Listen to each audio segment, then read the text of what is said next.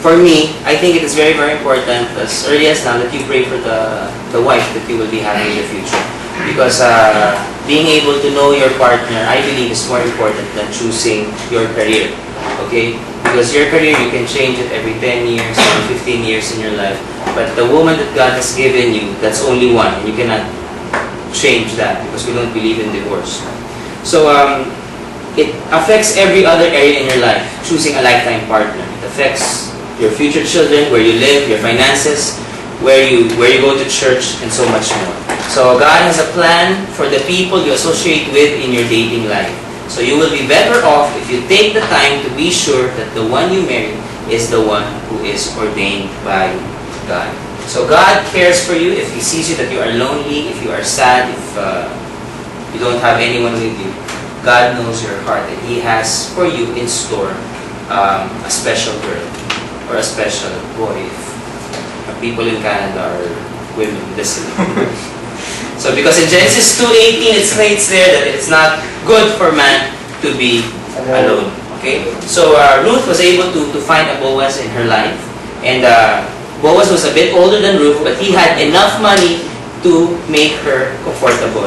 So for the boys in preparing for marriage, okay, you need to be like Boaz, because Boaz is a stable man. He wasn't just any guy there. He was stable. He is not lazy. He is not unproductive. He is respectful to Ruth's relative. He gave Ruth food to take home to her mother-in-law. And it's like saying that Boaz paid the bill, everything for Ruth. So he was a financially capable man. So in order to prepare us for marriage, that's just one factor. Okay, you should be financially prepared. At the same time, when we look at Ruth, the woman that we marry, okay, the good thing about her, she has a crush with Boaz already, but she did not immediately show her intentions. Okay, Naomi advised her when Ruth wanted to know what she should do about this man showing her romantic interest. Naomi gave her some sound advice. Naomi said, "Sit still, my daughter, until you know how the matter will turn out." In other words, she was saying, sit still and wait. Let the man pursue you and don't pursue him. Okay? So godly men lose respect for desperate women. Women should just sit down, okay? And men should be the one to pursue them. Amen. Women should not pursue men.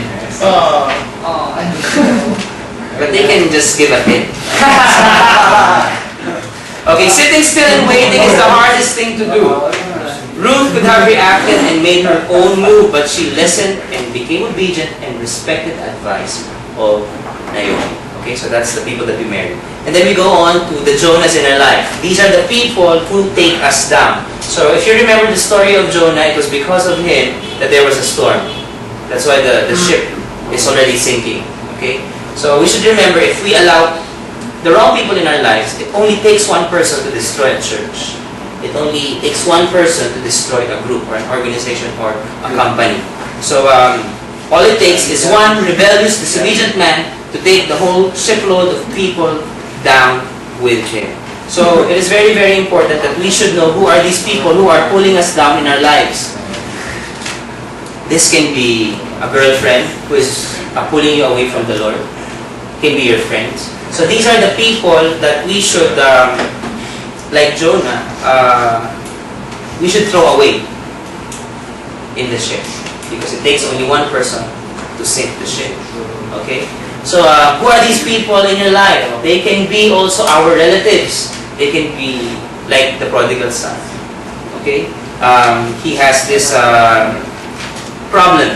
This can be relatives that we have.